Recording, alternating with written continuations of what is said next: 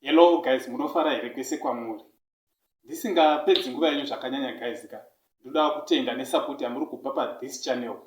Ndanga nenguva yakareba ndisiri kubatika pa channel but muri kuramba muchisupport. Ndikuona ma subscribers ari kuwedzera. Ndamu road yekupinda mu 3k subscribers. Guys, ndisingapedzi nguva regai ndipinde munyaya yangu yandauya nayo panapa. Nyaya yangu yandauya nayo panapa ndeyekuti guys, kana kuri kutanga kwegore zviya nekuzopera kwegore ivavo nechaunoti ichiwo ndo chinhu changu chandakashandawo kutanga kwegore kusvika ripere. Inini guys ndichiri mupana, ndine makore 25. Saka nyaya ndauya nayo panapa ndekudai uyu. Pane zvinhuwo zvandakaitawo pamakore 25 iwawo andinawo. Mugore ra2021 ndakakwanisawo kuvakawo imba yangu inotiwo ini 3 rooms. Ndo yamuri kuona pamasaidi apo. Saka guys, iyi nyaya haisi yekuti hanzi kuda kushamisira kana kuti kuda kusumudzirawo umwe munhu aneta ari kuti zvinhu izvi handingakwanisi kuzviita. Because kune vechidiki vakaita sesu vazhinji tinokundikana nenyaya yekuti tinenge tichizviti kuvaka ndichazotovaka kana ndaroora kana kuti ndichazovaka kana ndakura. Chero uri mupana unokwanisa kuvaka. Saka kungomotivetanawo kuti tisimudzirane mulife. Ende kuvaka hakuna zera. Iniwo ndakavaka ndikutosvitsa 25 this year. Hatisati zatosvika ndichiri ne24 but ndakakwanisa kuitawo chinobatika.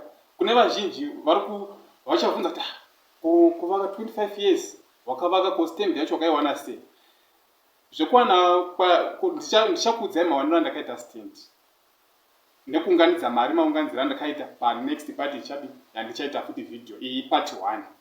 Saka guys, nyaya ndayo nayo panapa ndekuti hongu zvinhu kana uri muZimbabwe uchirarama uri munyika yeZimbabwe zvinhu zvakaoma tiri kuzviziva, asi mari haikwani. Kuti mari ikwane zvinoda management yako iwewe kuti wakamira sei, unochengeta sei mari dzako.